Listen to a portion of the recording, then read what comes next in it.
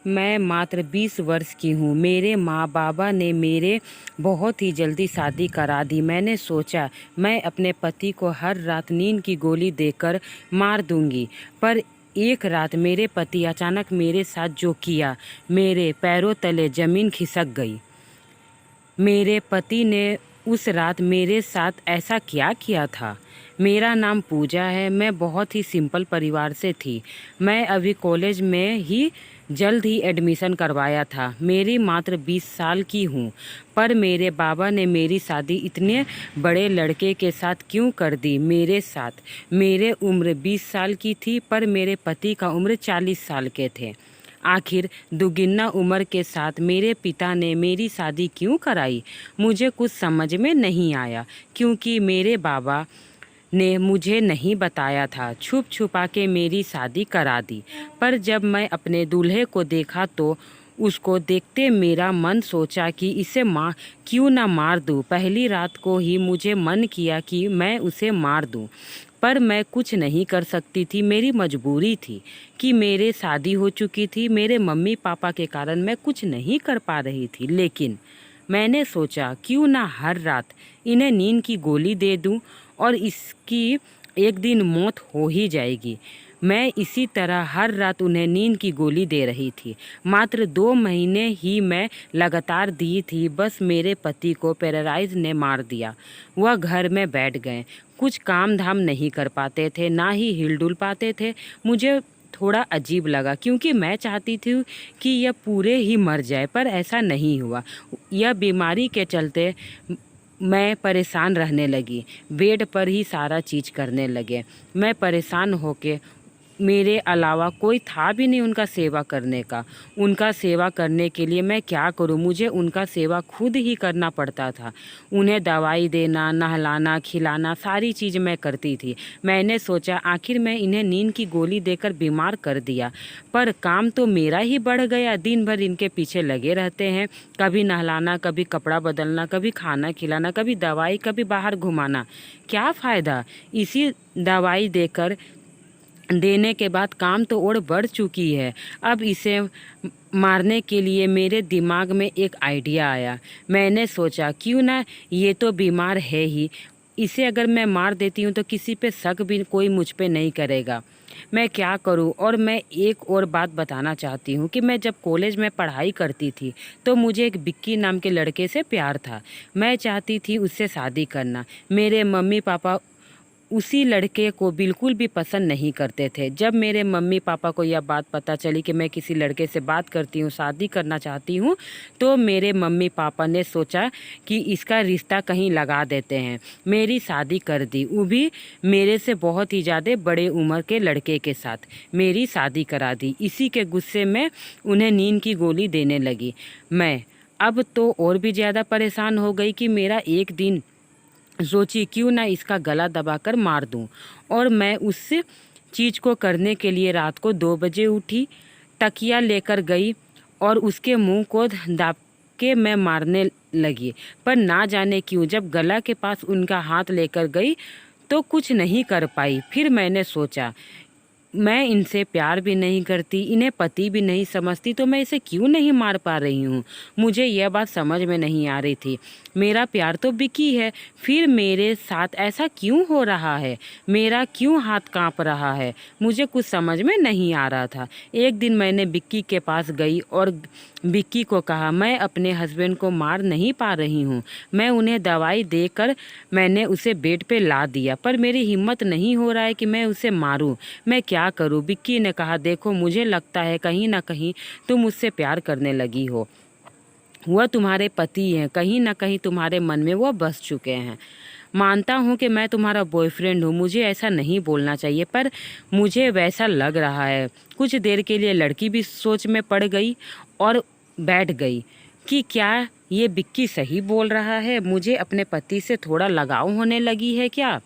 उसे क्यों नहीं मार पा रही हूँ? फिर कुछ देर बाद सोचने के बाद उसने बिक्की पे गुस्सा से कहा तुम ऐसा कैसे बोल सकते हो कि हम और तुम एक दूसरे से प्यार करते हैं? हम मैं भी चाहती हूँ कि मेरे पति मर जाए। तुम भी कहते हैं ना कि तुम भी कहते हो ना कि अपने पति से छुटकारा पाकर आओ, हम दोनों शादी कर लेंगे। और जब हम अपने पति को मारने के लिए जा रहे हैं तो मैं मार नहीं पा रही हूँ। और यह बात तुम कैसे बोल सकते हो कि हम दोनों को प्यार हो गया? अगर हम अपने पति के साथ रहेंगे तो तुम अकेले रह सकते हो क्या? विक्की ने कहा, ऐसा बात नहीं है पगली, मैं सिर्फ कह रहा हूँ कि मुझे लगता है तुम्हें अपने पति से प्यार या लगाव हो गया है। चलो कोई ना, हम दोनों मिलकर तुम्हारे पति को मार देंगे। दोनों ने मिलकर उसे मारने के लिए एक रात को गए। दोनों ने तकिया उठाए ताकि तकिया से मुंह दबाकर मार दे, पर पता नहीं कैसे उनके पति को आभास हो गया था कि आज उसकी जान जाने ही वाली है। दोनों ने जैसे ही मारने की कोशिश की, उसके पति की आंखें खुल गई और वह स्टोर रूम के तरफ इशारा कर रहे थे।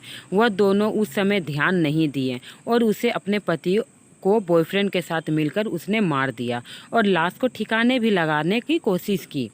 फिर उन्होंने सोचा, अरे ये तो बीमार है, ये अगर मर गया तो किसी पे भी शक हम लोग पे नहीं आएगा। अगल बगल सुबह लगा कि बीमार थे, उसी के कारण मृत्यु हो गई। और उसके बाद जब लोग शांत बैठे तो अचानक वो लोगों ने दिमाग में एक बात आया कि जब इसे मार रहे थे तो स्टोर रूम की तरफ इशारा कर रहे थे। उन लोगों ने सारा काम छोड़कर स्टोर रूम के तरफ गया। स्टोर रूम को खोला, पूरा अंधेरा सा था। जब लाइट जलाया तो देखा उसमें बहुत सारे पैसे थे। उसके बाद उसकी वाइफ को बहुत झटका सा लगा कि मैं इसी पैसे के लिए इधर से उधर भटक रही थी, इसी पैसे के चक्कर में अपने पति से लड़ाई करती थी कि मुझे पैसा चाहिए, पैसा चाहिए। अच्छा आप काम नहीं करते हो। मैं अपने पति से लड़ते झगड़ते जॉब किया, जो कि मेरे पति को पसंद नहीं था कि मेरी वाइफ जॉब करे। फिर भी मैंने पैसों के लिए जॉब किया। वह कभी नहीं कहा था कि उसके पास इतने सारे पैसे हैं। मैं जॉब करती थी जब से आई थी और उनसे हमेशा पैसे को लेकर, घर में गरीबी को लेकर लड़ती थी। उन्होंने मुझे कुछ नहीं कहा और जब उन्हें मार रही थी तो वह मरने से पहले मुझे पूरे पैसे एक रूम भरे दे दिए, जहाँ इतने पैसे हैं कि शायद मैं इससे ज़िंदगी भर राज करूँगी। शायद उन्हें पता था कि मुझे पैसों से प्यार था, पर इतना भी प्यार नहीं था कि मैं अपने पति का जान मार के यह पैसा लूँ। वह पैसा देखकर मुझे बहुत ही बुरा लगा। मैं तभी मेरी आंखें खुल गई। मैंने सोचा, मैंने जो गलती किया है अपने पति को मारकर, अब मैं इसकी अपने पति को वापस तो नहीं ला सकती। मैं कोशिश करूंगी कि वह जहाँ पे हो खुश रहें। वह लड़की अब चेंज हो गई। वह अपने बॉयफ्रेंड को छोड़ दी। उसके बाद उनसे मिलना जुलना, बात करना सब छोड़ दिया। और जो पैसा था वह अपने पति का पैसा था। उसे वह कभी बात बात पे वह एक बार उसके पति बोले थे कि मुझे सपना है कि मैं अनाथ आश्रम खोलूँगा, पर मैं उन्हें कभी ताना मार के तुम्हारे पास पैसा नहीं है, क्या तुम अनाथ आश्रम खोलोगे? यह बात मुझे याद है। आज मुझे इतने सारे पैसे मिले हैं, इस पैसे से मैं एक अनाथ आश्रम खोलूँगी। शायद इससे मैंने जो गलती किया है मुझे उसकी माफ़ी मिल जाए और मेरे पति जहाँ भी हो मुझे देखते होंगे, वह शायद उन्हें भी अच्छा लगेगा कि चलो जो उनका सपना था वो मैंने पूरा किया। उनके अलावा मैं किसी को अपना शरीर छूने की कोशिश भी नहीं करने दूँगी। जो वह थे जैसे थे वैसे, जो मुझे अपने शरीर को छुआ, उसके अलावा अब कोई दूसरा इंसान मेरे शरीर को नहीं छू सकता। और मैं उनके पैसों से आश्रम खोलूँगी और अब मैं वह अनाथ आश्रम खुद ही चलाती हूँ अपने हस्बैंड के नाम से, ताकि मुझे माफ़ी मिल जाए और मेरे पति जहाँ पे भी हो मुझे देखे तो शायद मुझे माफ़ कर दे। मैंने एक ऐसी लड़की हूँ मैं जो अपने पति को खुद ही मार दिया।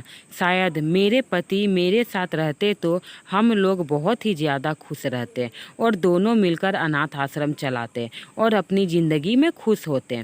बस मैं अपने पैर पे अपने कुल्हाड़ी मार दिया। वह कहावत है ना, आज पूरा परिवार होते हुए भी मैं परिवार में अकेली हूँ। अब जो है मेरे अनाथ आश्रम के लोग ही हैं, पर मेरे पति मुझे बहुत याद आते हैं। अब मुझे बहुत बुरा लगता है कि मैं उन्हें खुद दवाई देकर बीमार करके मार दी। शायद मेरी भी मृत्यु भगवान इसी तरह दे, तभी मुझे शांति मिलेगी। धन्यवाद।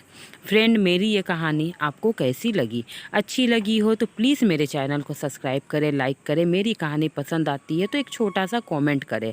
और इसी तरह आपको अच्छी कहानी, सस्पेंस कहानी मिलती रहेगी। मेरे चैनल पे बने रहिए। और अगर आप मेरे चैनल पे नए हो तो मेरे चैनल को सब्सक्राइब कर दीजिए, ताकि आपको इसी तरह अच्छी कहानी रोज़ मिले। Thank you friend.